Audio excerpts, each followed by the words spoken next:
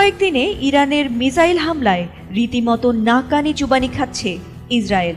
এবার আরও বড় মিসাইল হামলা করেছে ইরান, আর তাতে বিপর্যস্ত ইসরায়েল।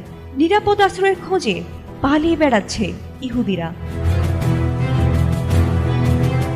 খামেনির পাল্টা আক্রমণের হুঁশিয়ারিতে যেন ইসরায়েলকে ধ্বংস করতে এবার কোমর বেঁধে নেমেছে ইরানের ইসলামিক বিপ্লবী গার্ডের চৌকস সেনারা। ইহুদিদের রাতের ঘুম হারাম করতে তারা মুহুর্মুহু ছুঁড়ে চলেছেন ব্যালিস্টিক মিসাইল, আর তাদের দফায় দফায় ছোড়া মিসাইলগুলো যেন নিখুঁত নিশানায় ধ্বংস করে চলেছে ইসরায়েলের অহংকারকে।